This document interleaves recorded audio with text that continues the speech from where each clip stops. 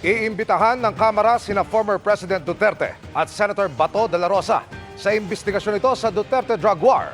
Sabi ng isang kongresista, mainam na masagot niya ang hinaing ng mga kaanak ng mga biktima. Nakatutok si Tina Panganiban Perez. Pag nagkataon, posibleng sa Kamara magkaharap sina dating Pangulong Rodrigo Duterte, Senadora Laila de Lima at Senador Bato de la Rosa. Yan ay kung pagbigyan ng dating Pangulo at dating PNP Chief ang imbitasyon sa investigasyon ng Kamara sa Duterte drug war sa mga susunod na araw. Bago nito, inabisuhan lang ang dalawa tungkol sa scheduled hearing ngayon at hindi required na dumalo. Iimbitahan din ng komite si De Lima na nagsimulang mag-imbestiga ng extrajudicial killings noon pang chairperson siya ng Commission on Human Rights. And to give courtesy to the former president and the senator, Bato de la Rosa, because of the gravity of the testimonies of these victims.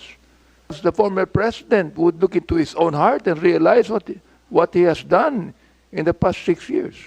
Kasama sa mga naniniwalang may kinalaman ng dating Pangulo ay anak ng isang napatay sa anti-drugs operations sa Bagong Silang, Caloocan noong September 27, 2016. 4 na pulis umano ang kumatok sa bahay nila at kumaladkad sa tatay niya. Pero ibang pangalan ang binanggit. Sigaw po siya, aray, aray. Nangihingi siya ng tulong.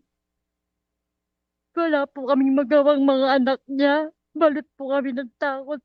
Sobrang takot.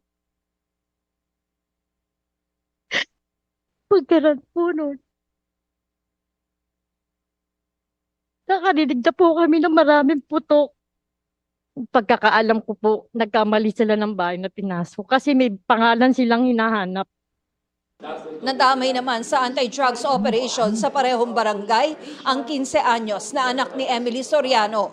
Gayon din ang 2 iba pang menor de edad at isang buntis. Sa anak ko, hindi naman po adik. Sinabi po ng mga pulis, collateral damage yung nangyari sa anak ko. Umiiyak namang pinakita ni Raquel Lopez ang litrato ng anak niyang napatay rin sa anti-drugs operation sa Cebu noong 2018. Wawa ng mga anak ko yun, Ulol. Mabait yung anak ko. It means that he is not involved in any drug trade. Wala yun, Ulol, hindi. From our legal analysis, Your Honor, President Duterte, we filed a complaint, a communication before the International Criminal Court, indicting him as the most responsible for crimes against humanity. Kinukunan pa namin ng panig ang dating Pangulo at si De La Rosa pero wala pa silang tugon. Para sa GMA Integrated News, Tina Panganiban Perez, nakatutok, 24 oras.